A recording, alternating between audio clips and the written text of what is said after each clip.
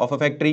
यहाँ पर 50 वर्कर्स का डेली वेज रेट दिया गया है। जैसे आप देख सकते हैं 12 वर्कर्स का जो वेज रेट है 500 रुपीज से लेकर 520 रुपीज के बीच में, 14 वर्कर्स का है 520 से 540 रुपीज के बीच में, और उसी तरीके से 8 वर्कर्स, 6 वर्कर्स और 10 वर्कर्स का डेली वेज क्लास इंटरवल हमें यहां पर दिया गया है। जब भी क्लास इंटरवल दिया गया हो इसका मतलब ये एक ग्रुप्ड डेटा है। अब देखते हैं क्वेश्चन हमसे पूछा क्या है। Find the mean daily wages of the workers of the factory by using an appropriate method. मतलब दिए गए ग्रुप डेटा के लिए हमें मीन को कैलकुलेट करना है by using an appropriate method. तो मीन कैलकुलेट करने के लिए हमारे पास है 3 मेथड। सबसे पहले है डायरेक्ट मेथड, सेकंड है अज्यूम्ड मीन मेथड, और थर्ड है स्टेप डेविएशन मेथड। अब तीनों में से कौन सी मेथड अप्रोप्रिएट है ये हमें डिटरमाइन करना है और उसी मेथड से मीन को कैलकुलेट करना है। तो डायरेक्ट मेथड कहां पर फिजिबल है? जहां पर वैल्यूज अगर बहुत छोटी हो, जैसे 12, 14, 8, 6, 10 या लेस देन 20 वाली हो तो उसको हम छोटी वैल्यू मानते हैं। लेकिन यहां पर 500, 520 वो वैल्यू काफी बड़ी है, इसीलिए यहां पर डायरेक्ट मेथड से सॉल्व करना सही नहीं होगा। उसके बाद है अज्यूम्ड मीन मेथड। अब अज्यूम्ड मीन मेथड या स्टेप डेविएशन मेथड में से हम इस क्वेश्चन को सॉल्व करेंगे स्टेप डेविएशन मेथड से। अब क्यों मैंने यहां पर स्टेप डेविएशन मेथड को सिलेक्ट किया है वो आपको क्वेश्चन सॉल्व करने के दरमियान मैं आपको बताऊंगा। तो स्टेप डेविएशन मेथड से अगर हमें मीन को कैलकुलेट करना हो तो एक्स बार का फॉर्मूला, मतलब मीन का फॉर्मूला जो होता है वो है a plus sigma F I you I upon sigma F I, ठीक है, मल्टीप्लाइड बाय h।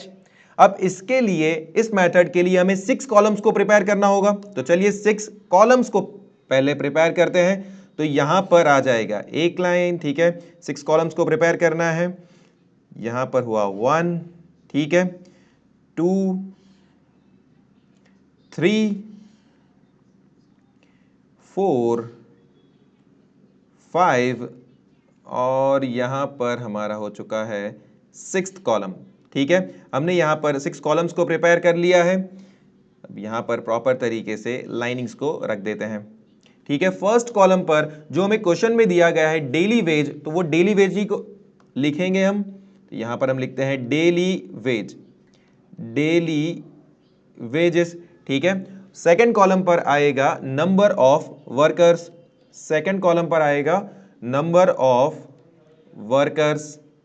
ठीक है, नंबर ऑफ वर्कर्स होती है हमारी फ्रीक्वेंसी, तो यहां पर हम लिख देते हैं एफ आई को। थर्ड कॉलम, इस क्लास इंटरवल की हमें मिड वैल्यू को डिटरमाइन करना होगा, तो यहां पर हम लिखते हैं मिड वैल्यू, और मिड वैल्यू मतलब क्या होता है? एक्स आई। उसके बाद ये स्टेप डेविएशन मेथड है, तो यहां पर हमें डेविएशन को कैलकुलेट करना होगा। तो डेविएशन को कैसे कैलकुलेट करते हैं? Deviation d i equals x i minus a. ठीक है, उसके बाद जो फिफ्थ कॉलम है वो होगा हमारा स्टेप डेविएशन का, जिसे इंडिकेट किया जाता है यू आई से। और यू आई कैसे हमें मिलता है? तो x i minus A upon H. जो h होता है उसे कहा जाता है क्लास इंटरवल। तो क्लास इंटरवल आप देख सकते हैं 500 से 520, मतलब 20 का क्लास इंटरवल है, h इक्वल्स टू 20। इसको आप upper limit minus lower limit करके भी फाइंड आउट कर सकते हैं। और जो हमारा लास्ट कॉलम प्रिपेयर होगा स्टेप डिवीजन मेथड के लिए वो होगा f i multiplied by u i, अब देखिए हमें कितने रोज को प्रिपेयर करना होगा, तो 1, 2, 3, 4 एंड 5। तो 5 रोज को हम प्रिपेयर कर लेते हैं। यहां पर ये है हमारी first row, then second row, then comes third row, then fourth, और यहां पर हो गए हमारे फिफ्थ रो। ठीक है, अब जो क्वेश्चन में हमें डेली वेज दिया गया है उसी को क्लास इंटरवल को लिखने स्टार्ट करते हैं। 500 से लेकर 520, 520 से लेकर 540, 520 से लेकर 540, उसके बाद है 540 से 560, 560 से 580, देन 580 से लेकर है 600 तक। अब नंबर ऑफ वर्कर्स कितने हैं, यहां पर है 12, 14, 8, 6 और 10। अब यहां तक जितनी भी इंफॉर्मेशन हमने रिकॉर्ड की है वो सारी क्वेश्चन में हमें दी गई थी। अब जो भी 4 कॉलम्स को हम फिल करेंगे वो सब हमारा कैलकुलेशन पार्ट होगा। जैसे हमें यहां पर मिड वैल्यू कैलकुलेट करनी है, मिड वैल्यू कैलकुलेट करनी है तो कैसे करेंगे, lower limit plus upper limit divide by 2। तो करते हैं हम यहां पर 500 प्लस 520 अपॉन 2 करते हैं तो हमें क्या वैल्यू मिलेगी, यहां पर हमें जो वैल्यू मिलेगी वो है 510। यहां पर हमें क्या वैल्यू मिल रही है, 510। और इसी तरीके से पूरे कॉलम का हम कैलकुलेशन कर देंगे तो हमें जो वैल्यूज मिलेगी वो होगी 530, 550, 570 एंड लास्ट है 590।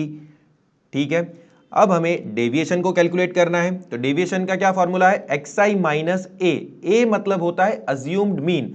हमें दिए गए xi वैल्यू में से किसी भी एक वैल्यू को मीन मान लेना है। तो हम इसको किस तरीके से मानते हैं कि जो भी वैल्यू बिल्कुल सेंटर में आती होगी उसी वैल्यू को अज्यूम्ड मीन माना जाता है। तो यहां पर बिल्कुल सेंटर में जो वैल्यू आ रही है वो है 550। तो यहां पर हम 550 को a यानी कि अज्यूम्ड मीन मान लेंगे। तो यहां पर a इक्वल्स 550। अब देखिए डेविएशन हमें कैलकुलेट करना है, मतलब xi माइनस a। xi कितना है, 510 माइनस 550 जो a है हमारा, तो क्या वैल्यू हमें मिलेगी, -40। फिर 530 माइनस 550 तो हमें वैल्यू मिलेगी -20। देन 0 यहां पर मिलेगा हमें 20 और यहां पर हमें +40 मिलेगा। अब देखिए यहां तक अगर मैं कैलकुलेशन करता हूं और उसके बाद मैं एज्यूम्ड मीन का फॉर्मूला अप्लाई करता हूं तब भी मैं एज्यूम्ड मीन मेथड से मीन को कैलकुलेट कर सकता हूं। लेकिन यहां पर आप जब देख पा रहे हैं 40, 20, 20, 40 ये ऐसी सारी वैल्यूज है जो 10 से डिविजिबल है। मतलब अगर मैं 10 या 20 से डिविजिबल है तो अगर मैं इसको डिवाइड करता हूं तो वैल्यूज और ज्यादा छोटी हो जाती है। तो वैल्यूज जितनी ज्यादा छोटी हो जाएगी उतना कैलकुलेशन पार्ट मेरा आसान हो जाएगा और गलती होने के चांसेस कम हो जाएंगे। तो यहां पर जो हमारा क्लास इंटरवल है 20, उसी क्लास इंटरवल से मैं 40, 20, 20, 40 को डिवाइड करने वाला हूं। तो उसी मेथड को कहा जाता है स्टेप डेविएशन मेथड। इसीलिए मैंने अज्यूम्ड मीन मेथड को यूज नहीं किया है और स्टेप डेविएशन मेथड को यूज किया है। अगर आप चाहो तो अब डायरेक्ट मेथड और अज्यूम्ड मीन मेथड दोनों से सॉल्व करना और फिर उसके बाद स्टेप डेविएशन से सॉल्व करना, आपको भी समझ में आ जाएगा कि क्यों यहां पर स्टेप डेविएशन मेथड को एम्फेसाइज या उसको अप्रोप्रिएट माना गया है। तो अब हम करते हैं xi माइनस ए अपॉन एच। तो -40 अपॉन 20 करने पर जो हमें वैल्यू मिलेगी -40 जो है हमारा xi minus A upon H is 20। तो हमें क्या वैल्यू मिल रही है, हमें वैल्यू मिलेगी -2। फिर उसके बाद यहां पर हमें मिलेगा -1, ये आपको कैलकुलेट करना है। उसके बाद 0, 1 और 2। अब हमें क्या करना है, fi मल्टीप्लाइड बाय ui। तो 12 मल्टीप्लाइड बाय -2 कितना हो जाएगा, -24। उसके बाद 14 मल्टीप्लाइड बाय -1 तो -14। 8 multiplied by 0 is 0। 6 multiplied by 1 is 6 और 10 मल्टीप्लाइड बाय 2 इज 20। अब जैसा फॉर्मूला में देख पा रहे हैं हमें सिग्मा fi ui चाहिए, मतलब इस fi ui का हमें समेशन करना होगा। सिग्मा का मतलब होता है सम टोटल। तो इसका समेशन करने पर जो आपको वैल्यू मिलेगी वो है -12 और यहां पर हम लिख देते हैं सिग्मा fi ui इक्वल्स -12। और हमें सिग्मा fi की भी जरूरत है, मतलब fi का भी सम टोटल करना होगा। तो fi का सम टोटल करने पर हमें मिलेगा 50 जो टोटल वर्कर्स का हमने डेटा कलेक्ट किया हुआ है। तो ये है सिग्मा fi। अब फॉर्मूलाज में ये सारी वैल्यूज को हम इनपुट कर देंगे जिसके थ्रू हमें मीन मिल जाएगा। तो चलिए वैल्यूज को इनपुट करते हैं। x bar equals a plus sigma fi ui upon sigma fi, ठीक है, मल्टीप्लाइड बाय h। अब आप जरा देख पा रहे हैं a मतलब है हमारा अज्यूम्ड मीन, तो a की वैल्यू है 550। तो a की जगह पर हम क्या रख देंगे 550 और सिग्मा fi UI की जगह पर हम रखेंगे -12, तो हम रख देते हैं सिग्मा FI UI की जगह पर -12 और सिग्मा FI की जगह पर हम रखेंगे 50, तो यहाँ पर हमने 50 को इनपुट कर दिया है और h की वैल्यू है 20 जो है हमारा क्लास इंटरवल। ठीक है, तो यहाँ पर हम रख देते हैं एज इट इज 550। अब -12 मल्टीप्लाइड बाय 20 करना है और डिवाइड बाय 50 करना है, तो ये करने पर देखिए क्या होगा, यहाँ पर से 0 0 कैंसिल, तो -12 मल्टीप्लाइड बाय 2 हो जाता है -24/5। ठीक है, अब ब्रैकेट ओपन करने पर प्लस माइनस जो है, प्लस माइनस क्या हो जाएगा, माइनस, तो 550 प्लस माइनस इज -24/5।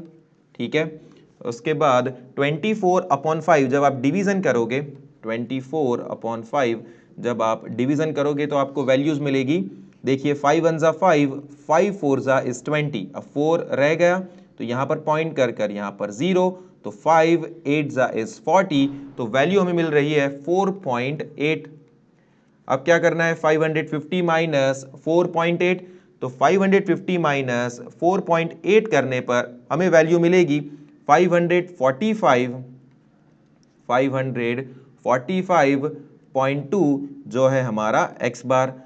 और यहाँ पर हमने मीन, x बार मतलब होता है हमारा mean, using appropriate method that is are step deviation method, उसी के थ्रू हमने मीन को कैलकुलेट कर लिया है।